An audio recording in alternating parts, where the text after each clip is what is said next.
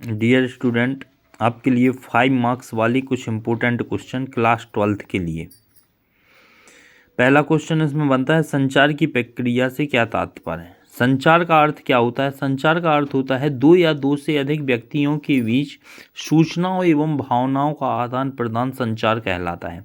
सबसे पहले जब अपन संचार प्रक्रिया करते हैं तो इसमें अपन को क्या क्या चाहिए है, दो व्यक्ति चाहिए हैं और उनके बीच में जो भी अपन सूचनाएं या भावनाओं का आदान प्रदान करते हैं वो चीज़ चाहिए।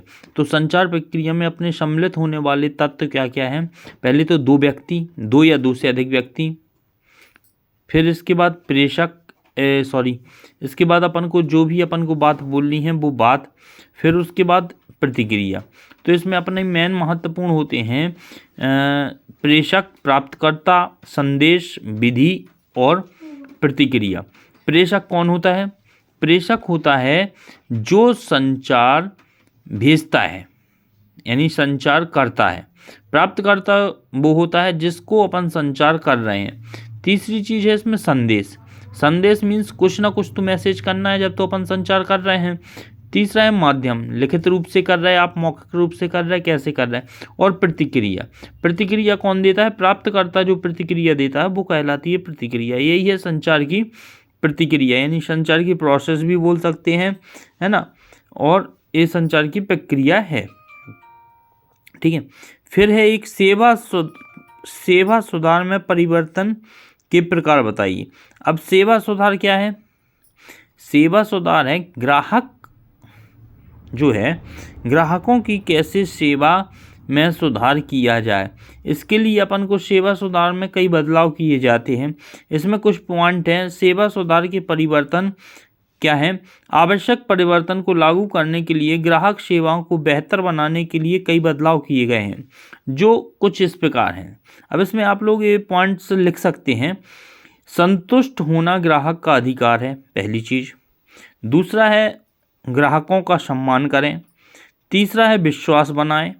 चौथा है अपने शब्दों के माध्यम से पालन करें।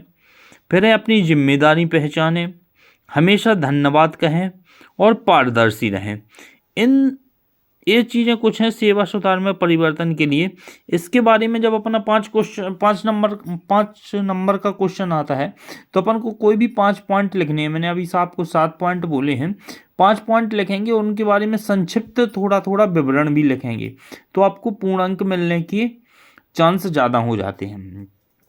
फिर इसके बाद अपना नेक्स्ट क्वेश्चन आता है।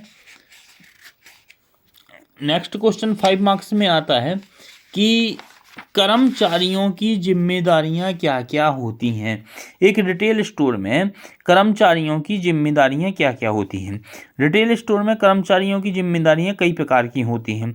जैसे क्या होती हैं, स्टोर खोलना, सभी ताले और सील की जांच करना, ग्राहकों के लिए विभिन्न बाड़कों की व्यवस्था करना, हर समय चौकस रहकर व्यक्तिगत सुरक्षा पर भी ध्यान देना, सुरक्षा टैग लगाकर व्यापारिक मदों की सुरक्षा करना, वस्तु सूची का प्रबंधन करना, दुकान बंद करना, संकट प्रबंधन जैसे आग, पार्किंग में, कार में आपस में टकराना, स्टोर में डकैती, इन सभी की सुरक्षा करना। ये सभी चीज़ें क्या होती हैं, ग्राहक की जिम्मेदारी हो सकती है।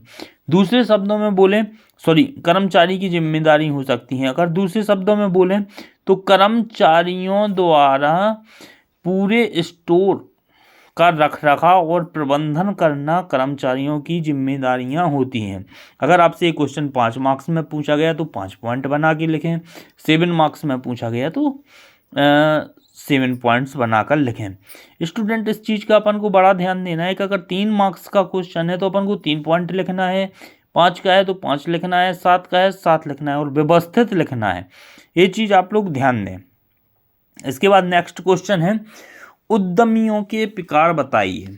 ठीक है ना, क्या है, उद्यमी के प्रकार बताइए। उद्यमी कई प्रकार के होते हैं, ठीक है ना, उद्यमी कई प्रकार के होते हैं। इसमें मैं कई उन प्रकारों के बारे में बताता हूँ और आप लोग अपनी बुक्स में उसकी डिटेल जरूर पढ़ लें, ठीक है ना। पहला है सेवा उद्यमी, इसको नोट डाउन भी कर सकते हैं आप लोग। सेवा उद्यमी, व्यापार उद्यमी, औद्योगिक उद्यमी, कृषि उद्यमी, तकनीकी उद्यमी, गैर तकनीकी उद्यमी, पेशेवर उद्यमी, IT उद्यमी, महिला उद्यमी, सामाजिक उद्यमी। ये लगभग मैंने शायद आपको 10 प्रकार के उद्यमी बोले हैं। ये सभी उद्यमी, इस टाइप के कई प्रकार के और भी उद्यमी हो सकते हैं। इस उद्यमी के बारे में अपन को संक्षिप्त विवरण भी देना है। जैसे कि मानिए मैंने बोला आपसे कृषि उद्यमी। कृषि उद्यमी वह आदमी है जो कृषि के द्वारा आय अर्जित करता है, वो कृषि उद्यमी कहलाता है।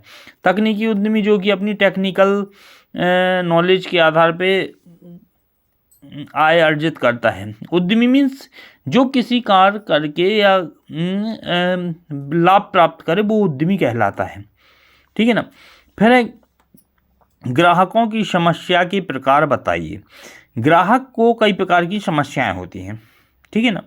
सबसे पहले अपन बात करते हैं ग्राहक की समस्याओं के प्रकार बताइए। ग्राहक जब अपन रिटेल आउटलेट पर पहुंचते हैं तो उन्हें बहुत सी समस्याएं होती हैं। तो वो समस्याएं क्या क्या होती हैं, इसके लिए अपन चर्चा करते हैं। ठीक है ना। इसमें अपन पहला बोलते हैं उत्पाद में कुछ समस्याएं। पहली तो उसे समस्या होती है उसने जो प्रोडक्ट खरीदा है उसमें क्या समस्याएं हैं। उत्पाद, सेवा या परिवेश या प्रति उनकी अपेक्षाओं की पूर्ति नहीं हो। जैसे कई ग्राहक सोचते हैं कि हम दुकान पे जाएंगे और हमें बहुत अच्छा बर्ताव मिलेगा, लेकिन उनकी चाह अनुसार उद्यमी या रिटेलर या जो भी स्टोर का सेल्स एग्जीक्यूटिव है वो उसे उस प्रकार से उससे सम्मान या उसकी पूछ नहीं करता है, उसे उस हिसाब से प्रोडक्ट नहीं दिखाता है, तो ये उसके लिए ये भी प्रॉब्लम होती है। इसमें असंतोष के बाद गुस्सा शांत हो जाता है। दाता के अनुसार वास्तविक सेवा और मानक के बीच में अंतर मौजूद होना, है ना। दाता के अनुसार वास्तविक सेवा और मानक के बीच में अंतर होना। जैसे कई बार क्या होता है कि कई कंपनियां बोल देती हैं कि हमारा प्रोडक्ट इतने से ऐसा होगा।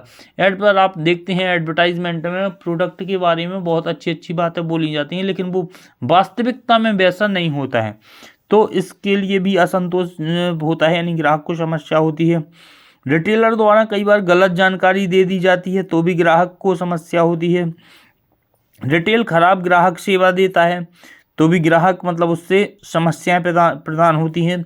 उसके पास पर्याप्त जानकारी नहीं होना, रिटेलर के पास पर्याप्त जानकारी नहीं होना प्रोडक्ट के बारे में, है ना। गैर उत्तरदायित्व सेवा प्रदाता, इस हिसाब से कुछ 7-8 प्रकार की परेशानियां हैं जो कि ग्राहक को होती हैं। तो इन सभी ग्राहकों को बचने के लिए ऐसी कई समस्याएं होती हैं। इन सभी ग्राहकों को इन समस्याओं से बचा के रखना चाहिए जिससे अपने ग्राहक बने रहें। ठीक है ना। इसके बाद आता है एक और क्वेश्चन, इसमें लिखा हुआ है ग्राहक को अपने साथ बनाए रखने के तरीके बताइए। ठीक है ना। ग्राहक को आप अपने साथ कैसे बनाए रखेंगे। ग्राहक को अपने साथ ऐसे बनाए रखेंगे कि सबसे पहले तो आप लगातार इसमें अगर हम अभी बोले आपसे कि कैसे लिखना है परीक्षाओं में, तो उसके लिखेंगे ग्राहक को अपने साथ बनाए रखने के निम्न तरीके हैं। पहला, संपर्क में रहना। दूसरा, स्वागत संबंधी शिकायतें। तीसरा, रॉयल्टी कार्यक्रम। चौथा, असाधारण ग्राहक सेवा। पांचवा, प्रतिक्रिया से पूछें। मतलब ग्राहक को अपने साथ बनाए रखने की अपना ही ग्राहक अपनी ही दुकान से सामान ले, अपनी ही दुकान पर आता जाता रहे, तो उसके लिए रिटेलर को कुछ कार्य करना पड़ते हैं।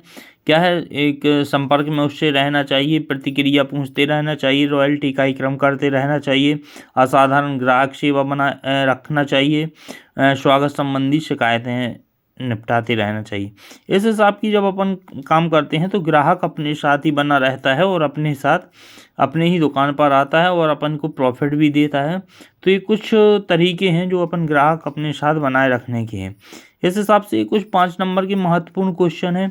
इसके बाद अभी अपन कुछ 7 नंबर के महत्वपूर्ण क्वेश्चन नेक्स्ट वीडियो में डाल रहे हैं। तो स्टूडेंट इन चीज़ों का ध्यान देना है, आप लोगों को बड़े अच्छे तरीके से पढ़ना है और इनको बहुत व्यवस्थित तरीके से लिखना भी है। जितना अच्छा आप लिखोगे उतने अच्छे मार्क्स मिलेंगे और आपको मार्क्स मिलेंगे, आपकी मार्कशीट अच्छी बनेगी, आपके माता पिता खुश होंगे, आपके गुरुजन भी खुश होंगे। बेस्ट ऑफ लक, बहुत अच्छे से पढ़िए।